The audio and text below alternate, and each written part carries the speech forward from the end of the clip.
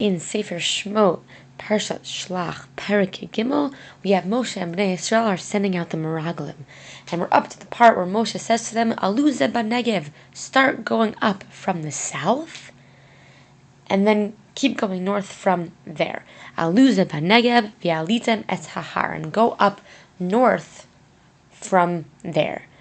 Why did we say Bnei Yisrael need to go up from the south to the north? We said that the north was the inferior part of the land. And as Bnei Yisrael would go up, they would see nicer and nicer things, nicer parts of the land, and they would be more impressed as they continued. Whereas if they went the opposite way, they would see the greatest parts, and then as they went on, they would be met with disappointment. And then when they got back to Bnei Yisrael, they wouldn't have as exciting news to share. Pasuk Yud-Chet, this is when Moshe tells them the specifics. Ureitem et haaretz mahi, go check out the land. V'et ha'am hayoshev aleh, the people that are living there, what about them?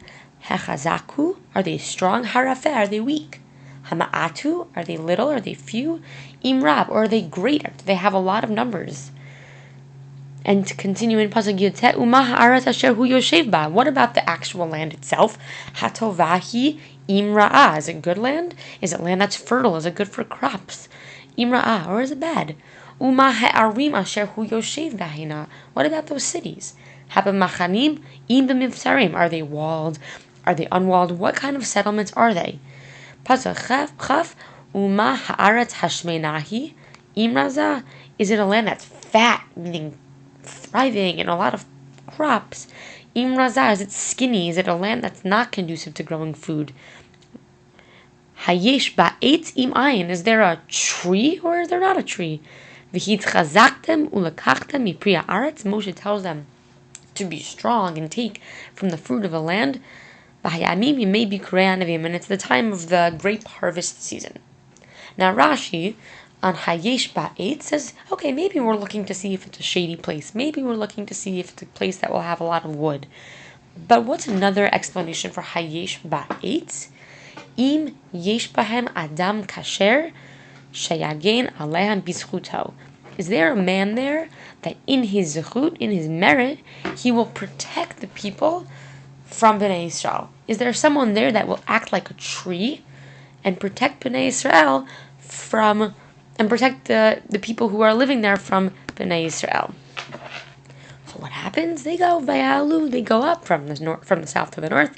Vayaturu et haaretz, and they scout out the land. Mimi bartzin ad rachov levochama, from Ibartzin until rachov levochama. Chafbet vayalu ba'negev, and they go up from the south. Vayavo ad Chevron, and he gets to Chevron. V'sham achiman sheishai v'talmai yilidei ha'anak v'Chevron sheva shanim and v'tal lifnei tzal Mitzrayim.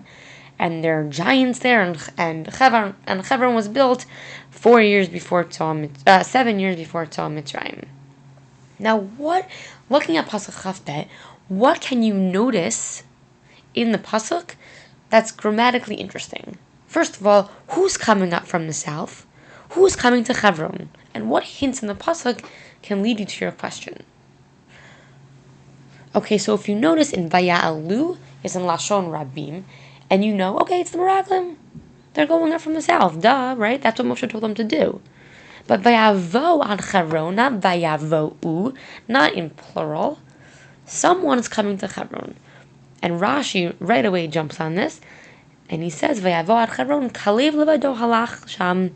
Kalev went by himself, v'nishtateach al kivrei ha'avot, and he davened to the forefathers of Abraham, Yitzchak, and Yaakov at their graves, Shelo yehei nisat l'chaverav liyo b'hatzatam, that he would not be influenced by the scheme of his friends, of his colleagues, of the other Mergalim. So pause here for a second and think. Great, Rashi's telling us why it's in singular. Great, okay, so Kalev came there, but there's a deeper question to Rashi here. First, we have Moshe telling Yehoshua that he needs to change his name because bad stuff's about to go down.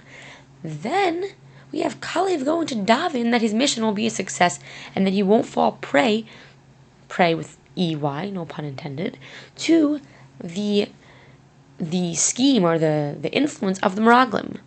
What's the lingering question here? What is kind of throwing us off? Right.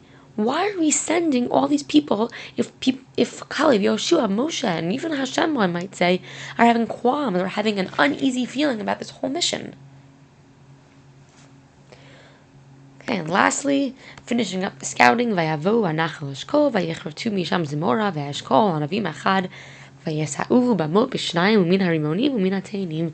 And like Moshe told them to do, Moshe goes and Moshe tells them to get fruit, and they go, they bring back fruit, the rimonim, the teinim, and they're able to come back with the pri haaretz. They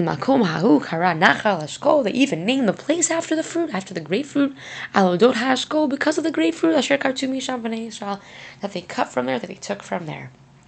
Pasach Abei, Vayashuvu, they returned Mitur Haaretz from their little excursion of scouting the land. Miketz Arba'im Yom. How many years was it? 40 years.